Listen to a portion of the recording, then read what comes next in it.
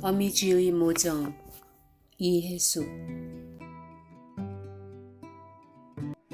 유치원부터 중학교 3학년까지 살았던 나의 집은 겉에서 보면 양옥으로 보이지만 대문 안에 들어서면 디귿자형의 한옥으로 된 약간 독특한 구조의 집이었다.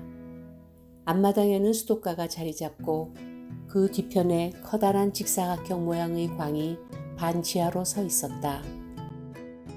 광 옆에 붙은 계단을 따라 지붕 위로 올라가면 햇볕 잘 드는 평평한 바닥에 고추장, 된장, 간장을 담은 크고 작은 항아리들이 놓여있는 장독대가 있었는데 그곳은 자주 우리 형제들이나 이웃집 친구들과 술래잡기 하는 놀이터가 되곤 했다.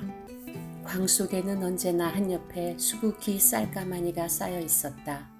시골에 사시는 큰아버지 댁에서 농사 지으신 쌀을 매년 보내주신 것인데 새로 들여온 쌀은 그 해에 먹는 것이 아니라 주로 그 다음 해에 먹었다.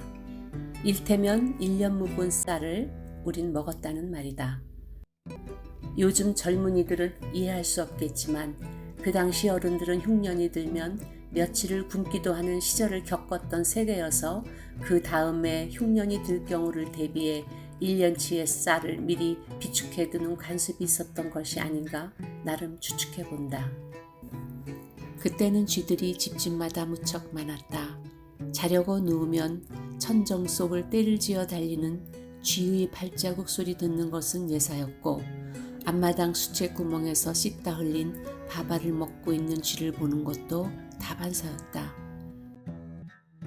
초등학교 4학년으로 기억되는 어느 날 방과 후 집에 와보니 인부들이 광안을 말끔히 청소하고 있었다.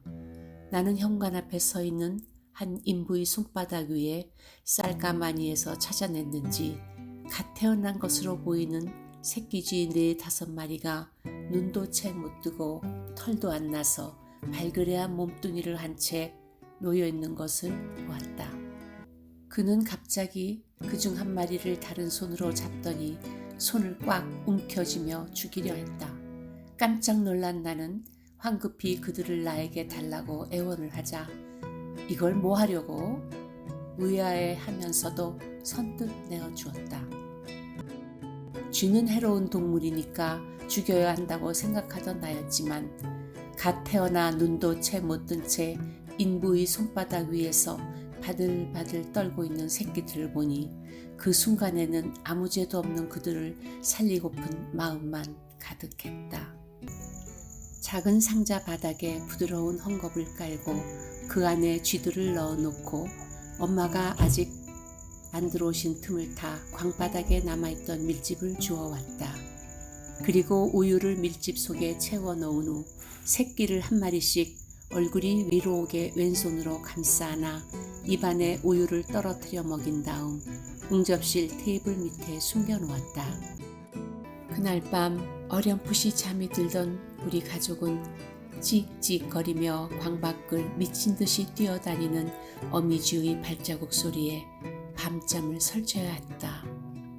광 안에 새끼들이 있다고 생각한 어미쥐는 인부들이 쥐구멍을 막아놓은 것을 모르고 그 안에 들어가기 위한 시도를 밤새 한 것이다. 그러나 우리 가족 누구도 어미쥐의 행동을 저지하지 않았다.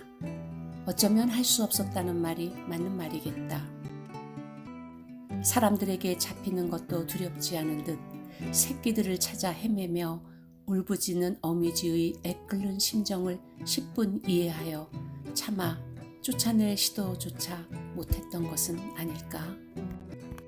어린 동생들에겐 비밀로 하고 중학생이던 오빠와 마침 놀러온 앞집에 사는 오빠 친구에게 아무에게도 얘기하지 않겠다는 다짐을 철저히 받고 나서 새끼쥐들을 보여주었다.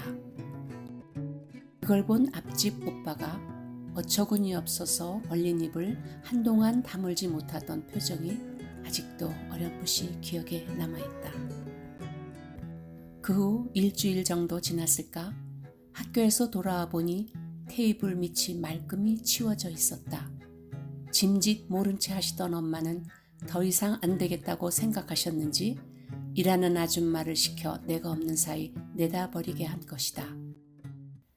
그 후 식구들은 나에게 쥐새끼를 밀집 줄 때에 우유 먹여 넣어 키웠다고 놀림인지 칭찬인지 모를 말을 가끔 하곤 했다. 그 얘기를 들을 때마다 밤새도록 찍찍거리며 광 주위를 쉼없이 뛰어돌던 어미쥐의 애타는 발자국 소리가 귀천에서 맴돌았다. 비록 미물인 짐승이지만 인간이 갖고 있는 자식에 대한 부모의 사랑과 크게 다르지 않은 애처로운 어미쥐의 강한 모성애가 어린 나의 마음을 아프게 했다. 어미쥐의 모정 이해숙.